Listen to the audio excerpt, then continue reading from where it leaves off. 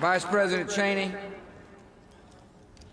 Mr. Chief Justice, President Carter, President Bush, President Clinton, members of the United States Congress, Reverend clergy, distinguished guests, fellow citizens.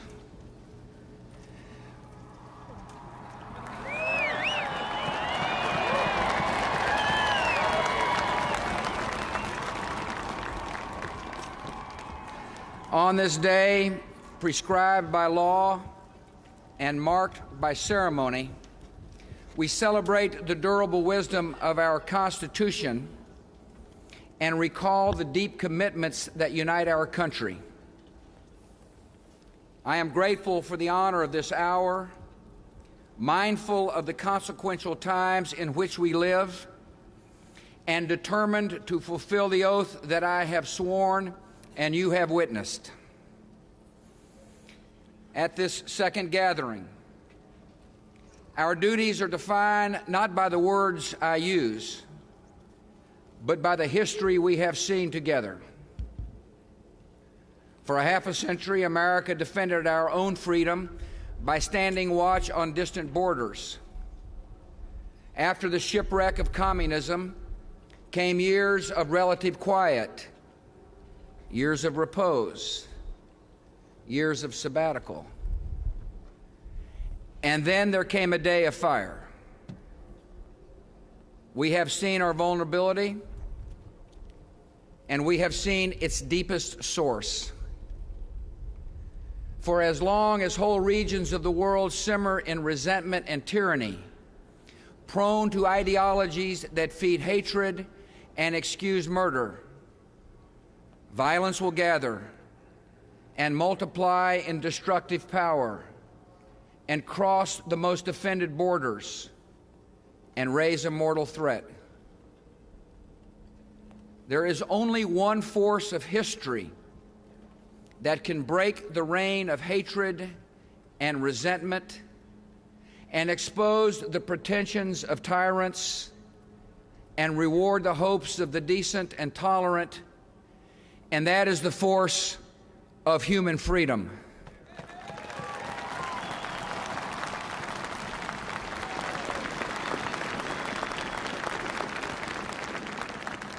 We are led by events and common sense to one conclusion: the survival of liberty in our land increasingly depends on the success of liberty in other lands.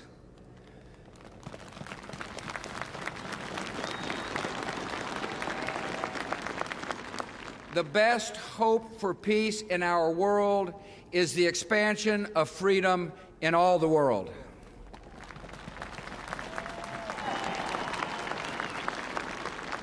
America's vital interests and our deepest beliefs are now one.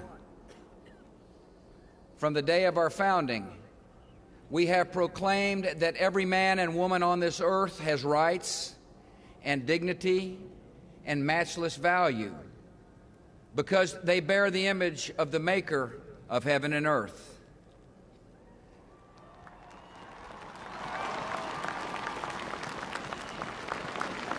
Across the generations, we have proclaimed the imperative of self-government because no one is fit to be a master and no one deserves to be a slave.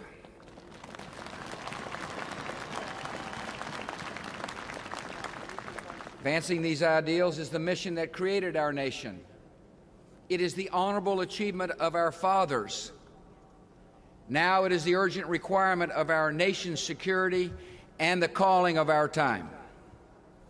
So it is the policy of the United States to seek and support the growth of democratic movements and institutions in every nation and culture with the ultimate goal of ending tyranny in our world.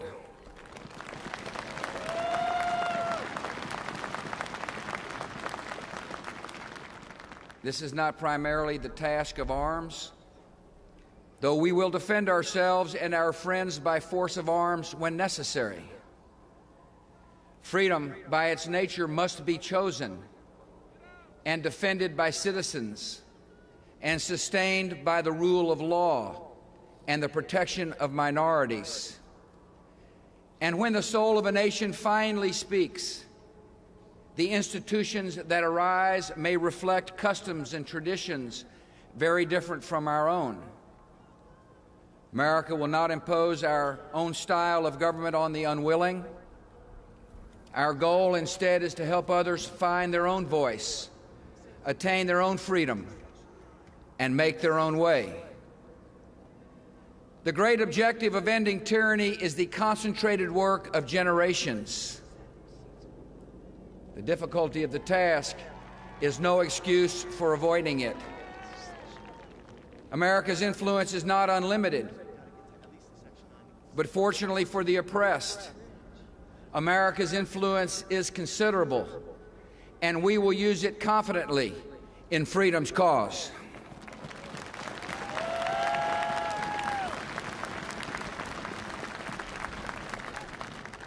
My most solemn duty is to protect this nation and its people from further attacks and emerging threats. Some have unwisely chosen to test America's resolve and have found it firm.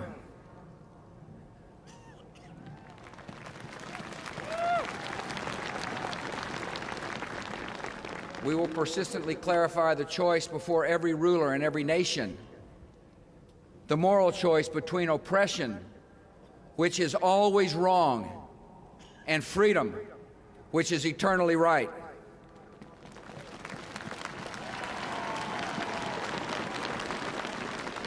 America will not pretend that jailed dissidents prefer their chains, or that women welcome humiliation and servitude, or that any human being aspires to live at the mercy of bullies.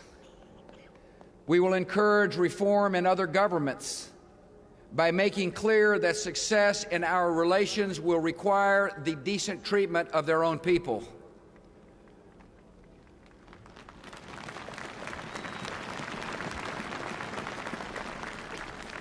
America's belief in human dignity will guide our policies. Yet rights must be more than the grudging concessions of dictators. They are secured by free dissent and the participation of the governed. In the long run, there is no justice without freedom, and there can be no human rights without human liberty.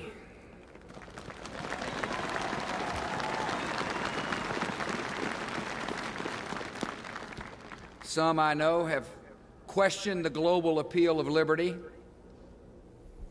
Though this time in history, 4 decades defined by the swiftest advance of freedom ever seen, is an odd time for doubt. Americans of all people should never be surprised by the power of our ideals. Eventually, the call of freedom comes to every mind and every soul. We do not accept the existence of permanent tyranny, because we do not accept the possibility of permanent slavery.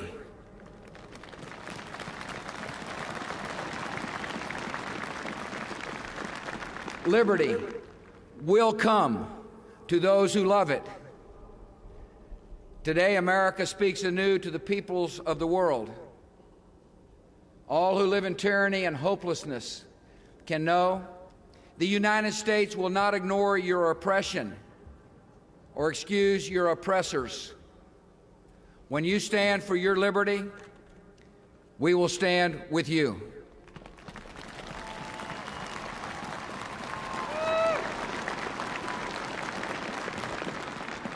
Democratic reformers facing repression, prison, or exile can know America sees you for who you are, the future leaders of your free country. The rulers of outlaw regimes can know that we still believe, as Abraham Lincoln did, those who deny freedom to others deserve it not for themselves, and under the rule of a just God cannot long retain it. The leaders of governments with long habits of control need to know. To serve your people, you must learn to trust them. Start on this journey of progress and justice, and America will walk at your side.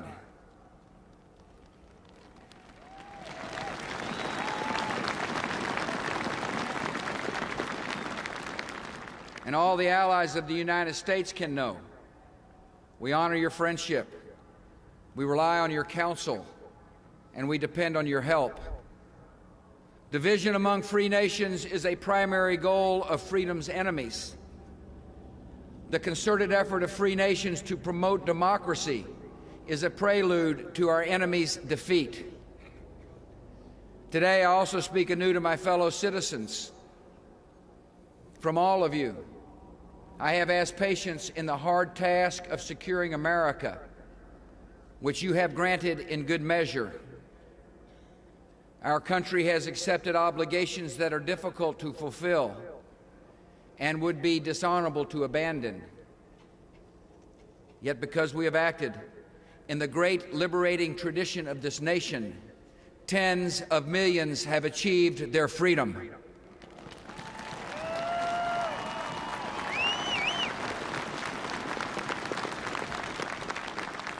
And as hope kindles hope, millions more will find it. By our efforts, we have lit a fire as well, a fire in the minds of men. It warms those who feel its power. It burns those who fight its progress. And one day, this untamed fire of freedom will reach the darkest corners of our world.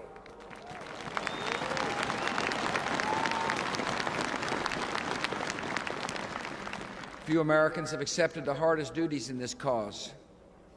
In the quiet work of intelligence and diplomacy, the idealistic work of helping raise up free governments, the dangerous and necessary work of fighting our enemies. Some have shown their devotion to our country in deaths that honored their whole lives, and we will always honor their names and their sacrifice.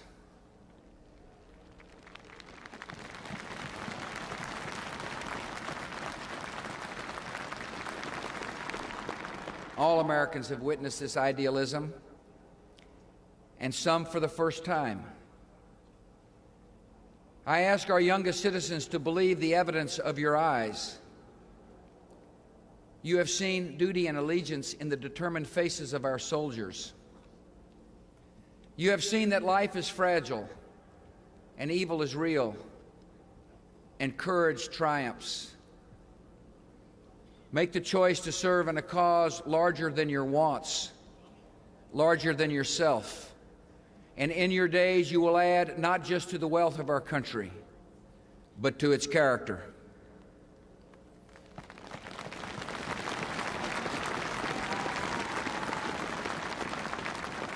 America has need of idealism and courage because we have essential work at home, the unfinished work of American freedom.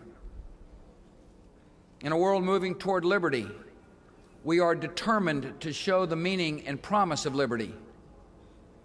In America's ideal of freedom, citizens find the dignity and security of economic independence instead of laboring on the edge of subsistence. This is the broader definition of liberty that motivated the Homestead Act, the Social Security Act, and the GI Bill of Rights. And now we will extend this vision by reforming great institutions to serve the needs of our time. To give every American a stake in the promise and future of our country, we will bring the highest standards to our schools and build an ownership society.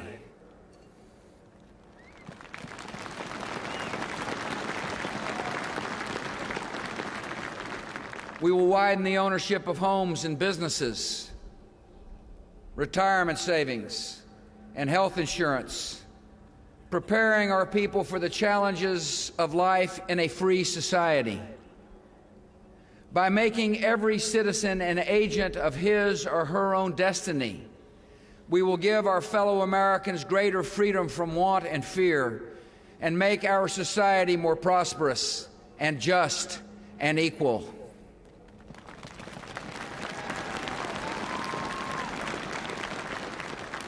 In America's ideal of freedom, the public interest depends on private character, on integrity, and tolerance toward others, and the rule of conscience in our own lives. Self-government relies, in the end, on the governing of the self. That edifice of character is built in families, supported by communities with standards, and sustained in our national life by the truths of Sinai, the Sermon on the Mount, the words of the Quran, and the varied faiths of our people. Americans move forward in every generation by reaffirming all that is good and true that came before, ideals of justice and conduct that are the same yesterday, today, and forever.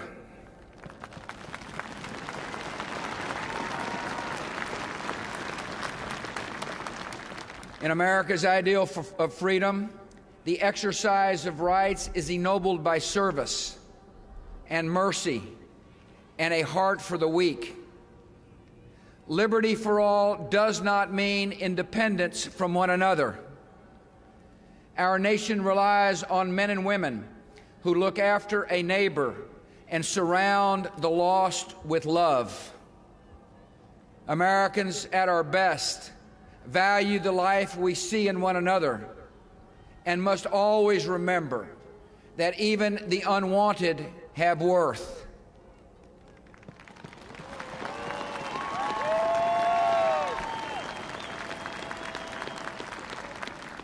And our country must abandon all the habits of racism, because we cannot carry the message of freedom and the baggage of bigotry at the same time.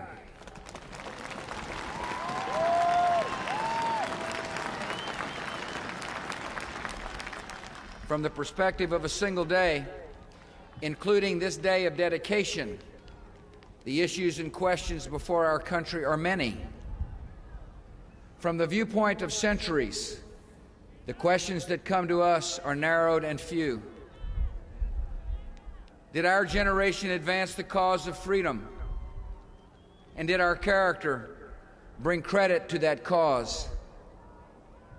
These questions that judge us also unite us, because Americans of every party and background, Americans by choice and by birth, are bound to one another in the cause of freedom. We have known divisions which must be healed to move forward in great purposes, and I will strive in good faith to heal them. Yet those divisions do not define America. We felt the unity and fellowship of our nation when freedom came under attack, and our response came like a single hand over a single heart. And we can feel that same unity and pride whenever America acts for good, and the victims of disaster are given hope, and the unjust encounter justice, and the captives are set free.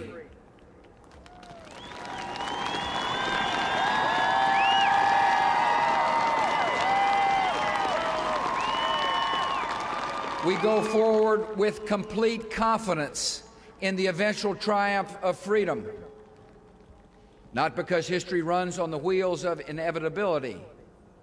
It is human choices that move events. Not because we consider ourselves a chosen nation. God moves and chooses as He wills. We have confidence because freedom is the permanent hope of mankind, the hunger in dark places, the longing of the soul. When our founders declared a new order of the ages, when soldiers died in wave upon wave for a union based on liberty, when citizens marched in peaceful outrage under the banner Freedom Now, they were acting on an ancient hope that is meant to be fulfilled. History has an ebb and flow of justice, but history also has a visible direction set by liberty and the author of liberty.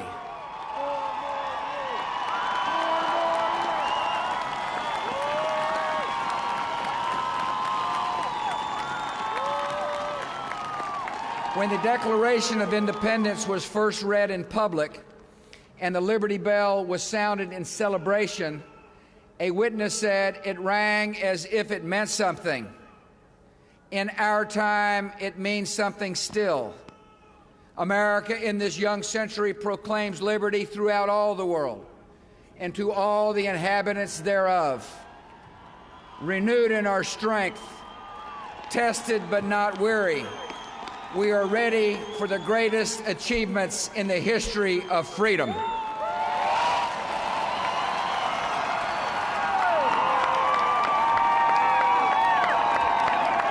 May God bless you, and may He watch over the United States of America.